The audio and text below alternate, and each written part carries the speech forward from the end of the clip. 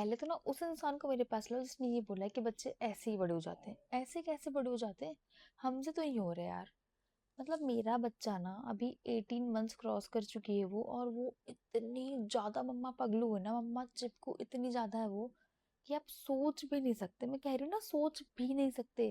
भाई आपका बच्चा होगा कि थोड़ी बहुत देर इधर उधर जाता होगा, किसी के पास कोई लालच देता होगा कि आ जाओ, मैं टीवी दिखाऊंगा, फोन दिखाऊंगा, चॉकलेट दूंगा, पैसे दूंगा, वॉट एवर इट इज, जिससे भी आपका बच्चा लालची बनता है। लेकिन मेरी बच्ची भाई मम्मा के अलावा उसको कुछ चाहिए ही नहीं। टच वुड, ये मेरे लिए ब्लेसिंग है, मैं शिकायत नहीं कर रही हूँ। पर यार कभी कभी सूसू जाने के लिए तो कम से कम मुझे ब्रेक चाहिए ना।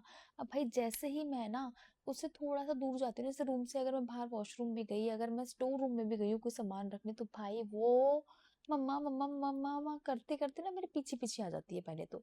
और दूसरी बात ये कि मुझे नहाने का टाइम तो भूल गई। खैर मैं नहाती हूँ उसके साथ ही हूँ, पर नहाने के बाद कई बार मेरे जो कपड़े होते हैं वो नल पे एज इट इज टंगे के टंगे रह जाते हैं। मुझे इतना सा भी टाइम नहीं मिलता कि मैं उन कपड़ों को जाके सुखा के आ जाऊं। और अभी भी देखो सामने सो रही है, मैं इतना धीरे धीरे आपसे बात कर रही हूँ ना। पहली बात तो धीरे धीरे तो नहीं कर रही हूँ, पर हाँ मैं उस स्पीड में बात नहीं कर पा रही हूँ जिस स्पीड में मैं करना चाहती हूँ। पर मेरी फीलिंग्स है जो कि मैं एक्सप्रेस करना चाहती थी, मैं शेयर करना चाहती थी। क्योंकि यार मैं ना इतना ऐसा लगता है कि फट जाऊंगी किस दिन ज्वालामुखी की तरह, क्योंकि इतने सारे ना फ्रस्ट्रेशन रहते दिन भर। वो कभी इधर से आएगी, कभी उधर से आएगी, और खेलती रहे मेरे साथ, आसपास रहे, मुझे कोई प्रॉब्लम नहीं है। बट बात ये है कि गोदी में आना है। इधर एक साइड में वो होती है, दूसरी साइड से मेरा हाथ में काम चलता रहता है।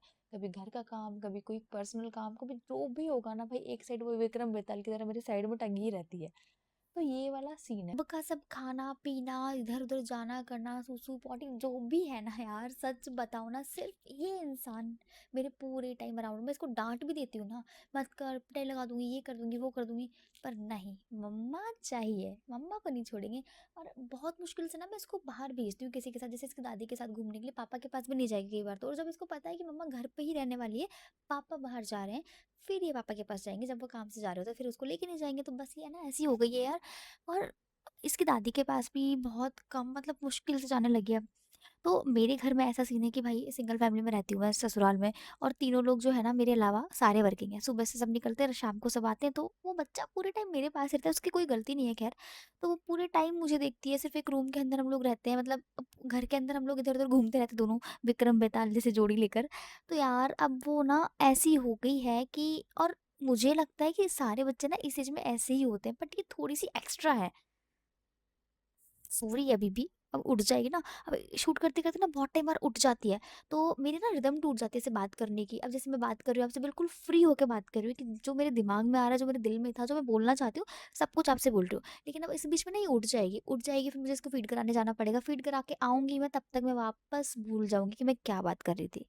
ये वाला सीन मेरे साथ होता है, और मैं इसी वजह से ना वीडियोस नहीं बना पाती हूँ यार। लॉन्ग वीडियोस तो बिल्कुल नहीं बना पाती हूँ मैं, क्योंकि लॉन्ग वीडियोस के लिए टाइम चाहिए, आपका वो फील आना चाहिए कि अंदर से क्या बोल रहे हो।